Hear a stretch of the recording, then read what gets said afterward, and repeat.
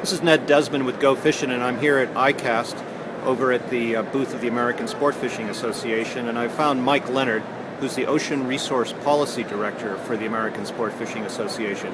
How are you, Mike? I'm doing well, Ned. How are you? Great, great. I thought it might be interesting to talk to Mike a little bit about the state of oceans policy, who's looking after the fish in the saltwater.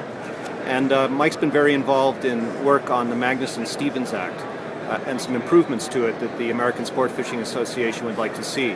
Mike, could you tell us a little bit about what's going on?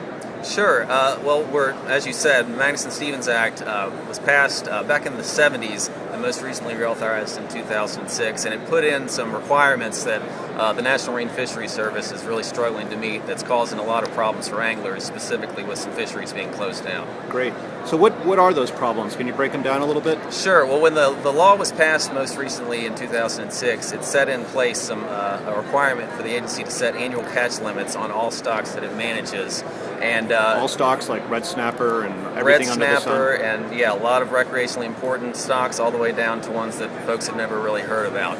The problem is that the agency doesn't really have the data and the science needed in order to set these hard annual catch limits, and that's led to problems like you mentioned with red snapper in the South Atlantic, with more to come. So they just have to put a limit in place regardless of what they happen to know about the condition of the stock, right? Right, and unfortunately in a lot of these cases, since they don't know anything, they're going overly precautionary and setting restrictions beyond what a lot of anglers and beyond what we think would be necessary, which is taking people off the water for no good reason. And there was a big controversial closure, I guess, last fall, wasn't there? And that's related to, again, what you were saying with red snapper in the South Atlantic. The agency hadn't collected any information, and all of a sudden they finally did collect some, and that led to a pretty abrupt and unexpected closure when anglers realized, or when anglers were on the water experiencing more red snapper than they'd seen in a while. Yeah, well, that must have been a bit disturbing. It was, and we actually had we worked a lot on that issue, and were able to narrow it down. Originally, the agency was looking at a big 5,000 square mile closure.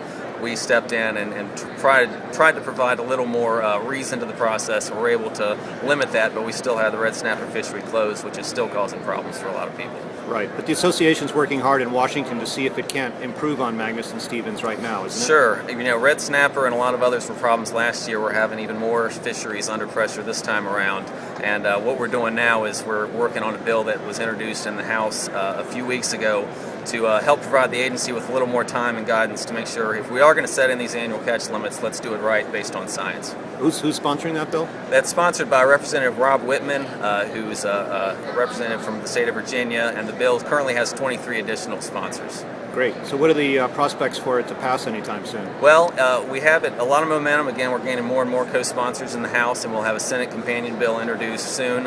And it's ASA's number one priority to get this passed, because these catch limits are being currently developed in the regional fishery management councils as we speak, and they're looking to set these by the end of the year. So we're going to have to get something moving pretty quick, and that's what we're working on. Yeah. And how much would it push back the imposition of catch limits? Well, for the stocks that they're working on right now, the agency has to get them in place for every stock under management that does not currently have an annual catch limit by the end of 2011. That's the current law? That's under current law. This will push it back to 2014, and also has some other requirements to make sure that we get that science in place to make sure that these catch limits are done based on sound data collection. So no science, no closure, huh? That's what we're looking at. If everything's going fine right now, let's not mess with it. If we're not overfishing anything, let's not all of a sudden take anglers off the water for no reason other than an arbitrary deadline. Yeah. Well, I'm sure GoFISHn readers would agree with you.